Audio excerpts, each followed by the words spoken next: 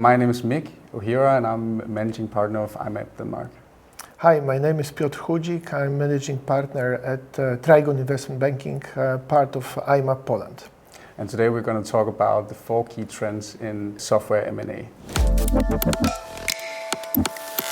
So what's happening right now in the M&A market is that software is still a key driver of the overall M&A market. We've seen that the M&A transactions in the software industry remain strong through 2023, although it took a slight dip from the record levels that were in 2021 and 2022. And obviously we've seen emergence of AI as a major theme. Everyone seems to be looking at various opportunities in this specific area. However, the deals which we have seen in the market in Poland and also globally are done in this older or sort of more conservative part of software market. We also see that right at this moment that a lot of the transactions that are completed are in the small cap and mid-market segment, which is actually driving activity. What's interesting in this is that a lot of transactions are completed with smaller companies that possess proprietary technology or are market leaders in their vertical market niche. We remain quite optimistic about the activity in software M&A for the coming years. And one of the factors in this is due to the fact that we see signs of a pent-up demand in private equity for doing transactions. We see obviously very high activity from the private equity sector, which is related to various acquisitions in various subsectors of the software business, but at the same time we also see interest from foreign investors who are active in different subsectors of software industry, trying to buy smaller companies to develop various platforms which they have operating outside of Poland.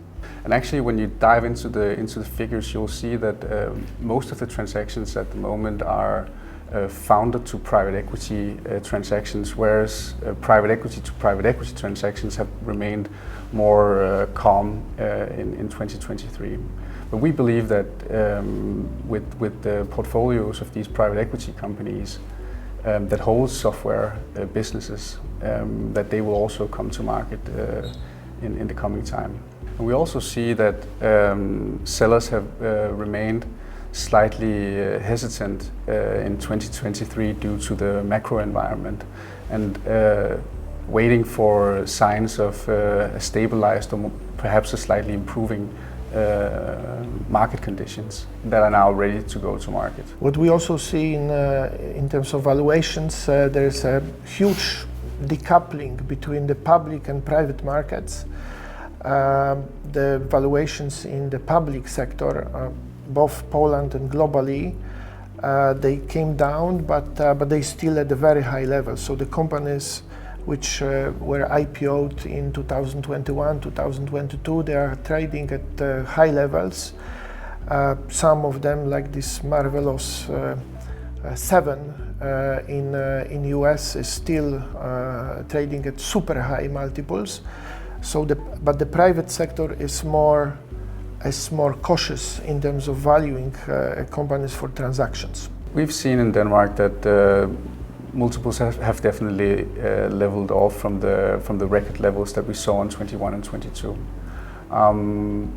We also see now that they have remained stable for a period of time, and perhaps the outlook actually looks slightly optimistic again.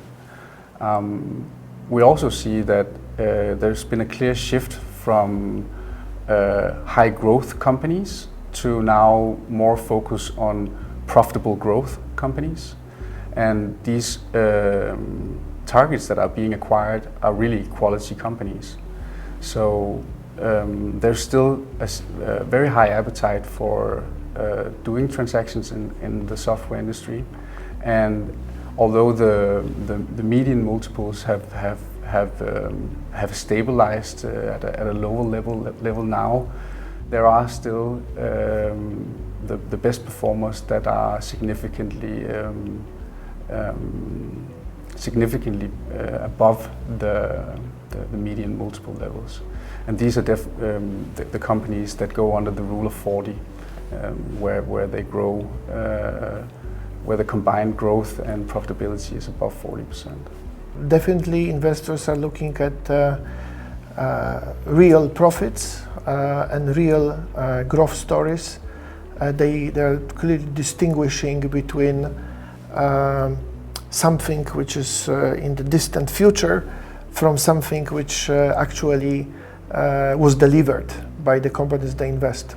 So IMAP has actually a wealth of experience within technology, and over the last 5 years we've actually completed more than 184 transactions within the technology space, of which 59 were actually software. And when you dive into the software and the subsectors, some of the areas that perform really well is within fintech and within the sales and marketing software.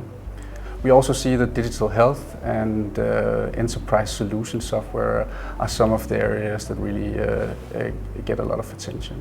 What we expect in 2024 is a continuation of this high activity we've seen in 2023. Investors being optimistic and overcoming some of the concerns which they had in 2023.